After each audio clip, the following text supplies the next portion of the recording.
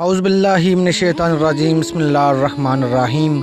اسلام اور مسلمان کے معزز صارفین، آج آپ کو میں ایک بہت ہی خوبصورت حقائق سنانے والا ہوں۔ امید کرتا ہوں آپ کو یہ میری آج کی حقائق بہت زیادہ پسند آئے گی۔ ایک بادشاہ محل کی چھت پر ٹہلنے چلا گیا۔ ٹہلتے ٹہلتے اس کی نظر محل کے نزدیک گھر کی چھت پر پڑی، جس پر ایک بہت خوبصورت عورت کپڑے سکھا رہی تھی۔ بادشاہ نے اپنی ایک باندی کو بلا کر پوچھا، کس کی بیوی ہے یہ؟ باندی نے کہا، بادشاہ سلامت، یہ آپ کے غلام فیروز کی بیوی ہے۔ بادشاہ نیچے اترا۔ بادشاہ پر اس عورت کے حسن و جمال کا سحر چھا گیا تھا۔ اس نے فیروز کو بلایا۔ فیروز حاضر ہوا تو بادشاہ نے کہا، فیروز، ہمارا ایک کام ہے، ہمارا یہ خط فلاں ملک کے بادشاہ کو دے آؤ اور اس کا جواب بھی ان سے لے آنا۔ فیروز اس خط کو لے کر گھر واپس آ گیا۔ خط کو اپنے تکیے کے نیچے رکھ دیا۔ سفر کا سامان تیار کیا، رات گھر میں گزاری اور صبح منزل مقصود پر روانہ ہو گیا، اس بات سے لا علم کہ بادشاہ نے اس کے ساتھ کیا چال چلی ہے۔ ادھر فیروز جیسے ہی نظروں سے اوجھل ہوا، بادشاہ چپکے سے فیروز کے گھر میں داخل ہوا اور آہستہ سے فیروز کے گھر کا دروازہ کھٹکھٹایا۔ فیروز کی بیوی نے پوچھا، کون ہے؟ بادشاہ نے کہا، میں بادشاہ ہوں، تمہارے شوہر کا مالک۔ تو اس نے دروازہ کھولا۔ بادشاہ اندر آ کر بیٹھ گیا۔ فیروز کی بیوی نے حیران ہو کر کہا، آج بادشاہ سلامت یہاں ہمارے غریب خانے میں؟ بادشاہ نے کہا، میں یہاں مہمان بن کر آیا ہوں۔ فیروز کی بیوی نے بادشاہ کا مطلب سمجھ کر کہا، میں اللہ کی پناہ چاہتی ہوں آپ کے اس طرح آنے سے، جس میں مجھے کوئی خیر نظر نہیں آ رہی۔ بادشاہ نے غصے میں کہا، اے لڑکی، کیا کہہ رہی ہو تم؟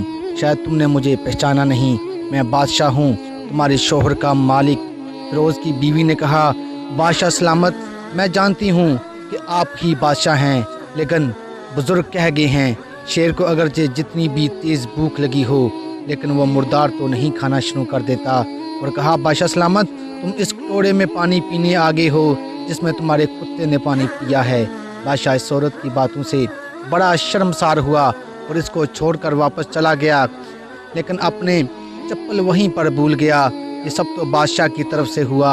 اب فیروز کو آدھے راستے میں یاد آیا کہ جو خط بادشاہ نے اسے دیا تھا وہ تو گھر پر ہی چھوڑ آیا ہے۔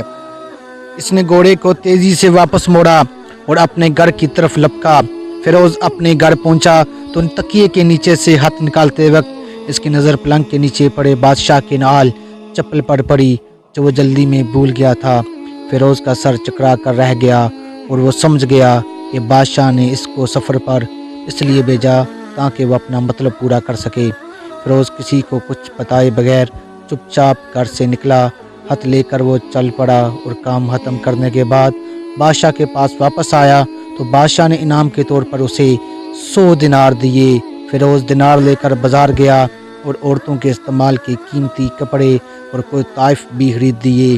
گھر پہنچ کر بیوی کو سلام کیا اور کہا، چلو تمہارے میکے چلتے ہیں۔ بیوی نے پوچھا، یہ کیا ہے؟ کہا، بادشاہ نے انعام دیا ہے اور میں چاہتا ہوں کہ یہ پہن کر اپنے گھر والوں کو بھی دکھاؤ۔ بیوی، جیسے آپ چاہیں۔ بیوی تیار ہوئی اور اپنے والدین کے گھر اپنے شوہر کے ساتھ روانہ ہوئی۔ داماد اور بیٹی اور ان کے لائے گئے تحائف کو دیکھ کر وہ لوگ بہت خوش ہوئے۔ فیروز بیوی کو چھوڑ کر واپس آ گیا اور 1 مہینہ گزرنے کے باوجود نہ بیوی کا پوچھا اور نہ اس کو واپس بلایا۔ پھر کچھ دن بعد اس کے سالے اس سے ملنے آئے اور اس سے پوچھا، فیروز، آپ ہمیں ہماری بہن سے غصے اور ناراضگی کی وجہ بتائیں یا پھر ہم آپ کو قاضی کے سامنے پیش کریں گے۔ تو اس نے کہا، اگر تم چاہو تو کر لو، لیکن میرے ذمے اس کا ایسا کوئی حق باقی نہیں جو میں نے ادا نہ کیا ہو۔ وہ لوگ اپنا کیس قاضی کے پاس لے گئے تو قاضی نے فیروز کو بلایا۔ قاضی اس وقت بادشاہ کے پاس بیٹھا ہوا تھا۔ لڑکیوں کے بھائیوں نے کہا، اللہ بادشاہ سلامت اور قاضی القضاء کو قائم و دائم رکھے۔ قاضی صاحب، ہم نے ایک سبز باغ درخت پھلوں سے بھرے ہوئے اور ساتھ میں میٹھے پانی کا کنواں اس شخص کے حوالے میں دیا، تو اس شخص نے ہمارا باغ اجاڑ دیا، سارے پھل کھا لیے، درخت کاٹ لیے اور کنویں کو خراب کر کے بند کر دیا۔ قاضی فیروز کی طرف متوجہ ہو کر پوچھا، ہاں تو لڑکے، تم کیا کہتے ہو اس بارے میں؟ فیروز نے کہا، قاضی صاحب جو باغ مجھے دیا گیا تھا وہ اس سے بہتر حالت میں نے انہیں واپس کیا ہے۔ قاضی نے پوچھا، کیا اس نے باغ تمہارے حوالے ویسے ہی حالت واپس کیا ہے جیسے پہلے تھا؟ انہوں نے کہا، ہاں ویسے ہی حالت میں واپس کیا ہے، لیکن ہم اس سے باغ واپس کرنے کی وجہ پوچھنا چاہتے ہیں۔ قاضی، ہاں فیروز، تم کیا کہنا چاہتے ہو اس بارے میں؟ فیروز نے کہا، قاضی صاحب میں باغ کسی بغض یا نفرت کی وجہ سے نہیں چھوڑ رہا، بلکہ اس لیے چھوڑا کہ ایک دن میں باغ میں آیا تو اس میں نے شیر کے پنجوں کے نشان دیکھے تو مجھے خوف ہوا کہ شیر مجھے کھا جائے گا، اس لیے شیر کے اکرام کی وجہ سے میں نے باغ میں جانا بند کر دیا۔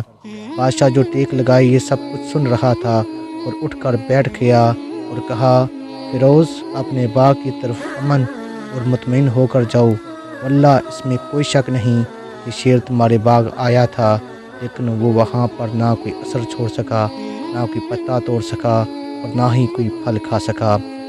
وہ وہاں پر تھوڑی دیر رہا اور مایوس ہو کر لوٹ گیا، اور خدا کی قسم میں نے کبھی تمہارے جیسے باغ کے گرد لگے مضبوط دیواریں نہیں دیکھیں۔ تو فیروز اپنے گھر لوٹ آیا اور اپنی بیوی کو بھی واپس لے لیا۔